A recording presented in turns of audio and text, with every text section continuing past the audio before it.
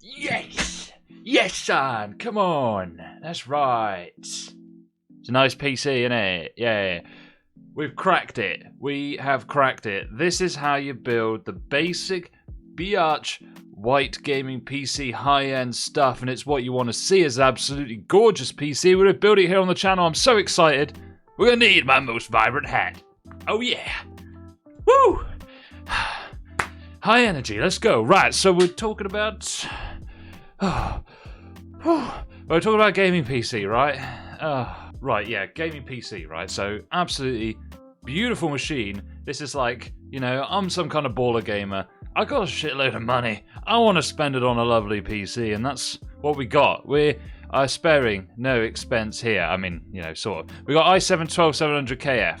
Absolutely amazing. Alder Lake CPU. We got the Gigabyte Vision 3080 Ti. We got a 1TB PCIe 4 SSD, and if you know me, I don't usually use PCIe 4 SSDs, so we're really balling out here today, and guess what, guys? It's going to look absolutely beautiful, so stick around! Okay, so in video, of course, we're going to go through the spec list. We're going to go through the build. We're going to go through our thoughts on the build. We're going to see some gaming tests. We're going to see some temperature tests, and that's going to be it, because that's all I got for you. That's all you're worth, you little scumbags. Right, let's do it. So, let's quickly run through our parts list here. CPU, i7-12700KF, 8-core, 20-thread, very, very fast in gaming. It's going to be absolutely perfect for this system. Those i9s, they're for people that have got more money than sense, for people that do a lot of like video rendering and stuff.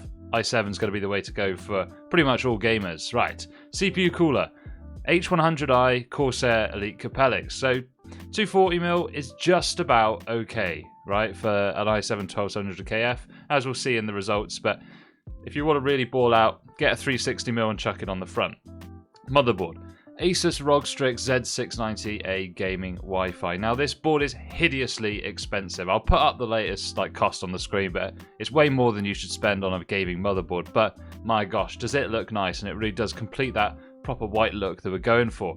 1TB Samsung 980 Pro, so this is like the top tier PCIe Gen 4 SSD, which means everything's just going to load up absolutely fabulously and in an instant. Video card, Gigabyte Vision OC RTX 3080 Ti 12GB. Right, so why don't we go for the 3090? The 3090 is kind of a dumb graphics card, and I can say that because I've got one. You don't really get much over the 3080 Ti by going with the 3090, so there's not really much point doing it. I mean, it's going to be less than 10% difference for a huge increase in price, so 3080 Ti makes just textbook sense for gamers, even for content creators as well, let's be honest. Now the case, Corsair 4000X White. Now, this like Corsair 4000D, 4000X series is an absolute smash hit, and it has been for actually several years now. But it does look really cool. You got the glass on the front. It comes with the 3 RGB fans included as well, which is a nice little bonus. And it just got a very classy, clean look. Power supply, sticking with Corsair on this one, 850 watt RM850. It's like a classic power supply we always use on the channel because it's just very, very solid. Operating system, Windows 11 Pro, which we'll be installing later. We've got some custom white cabling as well, like some of the ones you could buy on Amazon. You're not going to get them when they have this double join that goes into the graphics cards. These are custom made. And there we go. That's our parts list. Let's get into the build-tage. Roll the build-tage, and we'll see you for some testing just after.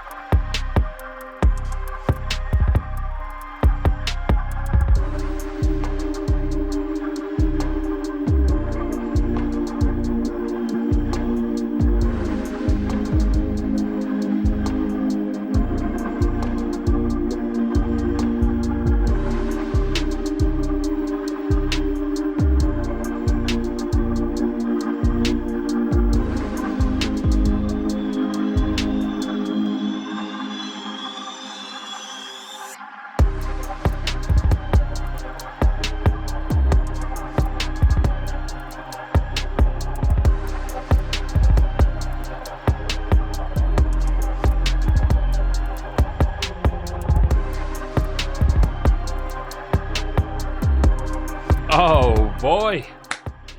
Oh, this PC is better looking than my girlfriend, which, yeah, well, she's not in the house, so I can say that. Absolutely gorgeous machine, this. All the RGB syncs together perfectly, and one of the really good things about getting an Asus motherboard, right, is that you can control Asus RGB in Corsair iCUE software, which is actually fantastic. And I just wish that all of the motherboard manufacturers would do the same thing. It's just an absolute no-brainer. iCUE is the best RGB software. There's not really any debate. You get the most control over what's going on. You control all the individual LEDs. It just makes total sense to have an iCUE-based system if you can, just because that RGB software is so good. Of course, you do pay for it because Corsair stuff tends to be a bit more expensive than generic, but, you know, that's where the premium sort of, you know, versus the budget comes in. That's the kind of difference you're going to be getting. I think everything tied together so nicely. All the white components look absolutely fantastic. You got a really clean, like, glacier look. The white cabling looks awesome as well. Silver, white accents everywhere. And I think whenever you've got like a white system like this, when you run the RGB, I think it looks really good if you put it in light blue and not in white. Because when you put it on white, the colours don't always match. It looks a little bit washed out. When you put it on that sort of icy light blue, it kind of enhances the whiteness of the system. It sounds really weird to say that blue makes it look more white, but it does.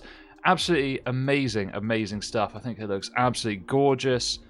But what about the performance? Because, guys, that also matters. When we're spending this much on a PC, it does matter. So let's get into some testing. Let's talk about Fortnite. Of course, you know, you guys, you're spending £2,000 on a PC just to play Fortnite. What are you thinking? And yeah, I kind of agree, but it's a good sort of CPU test because these games quite light. They do like to rely on that CPU power to see what kind of frame rates we can get. And we've got some wild frame rate here. We're up at 384 average FPS. And you can see I'm absolutely blasting the head off this virtual chicken here. What about Apex Legends next game? So we're playing Apex Legends on the high settings. We're getting 258 average FPS, which is absolutely brilliant, especially in 1440p resolution. Looks absolutely great. And you can see a lot of the time that frame rate is actually getting quite close to 300, which is where the game caps out. Now, how about some more formal benchmarks? So we like to start with a gaming benchmark.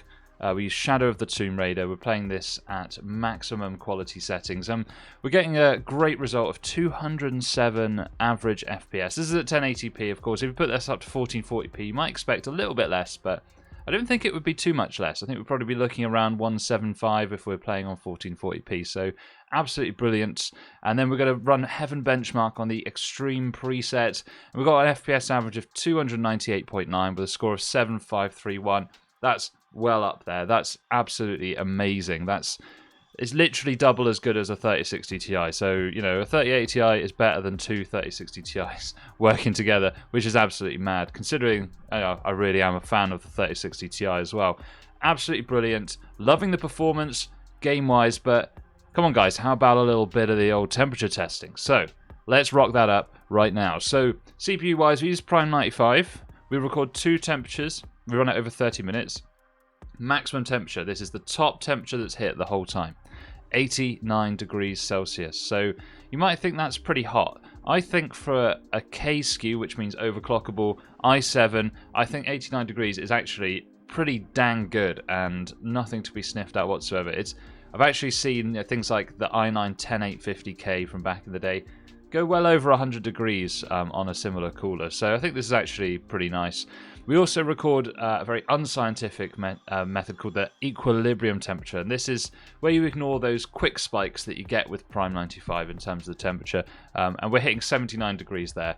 So when we're gaming, we think we're going to get something around the equilibrium temperature most of the time. So you're probably going to be getting between 72 75 degrees most of the time when gaming. So, and that's perfectly acceptable. Plenty of room to boost to higher speeds and everything. So absolutely great.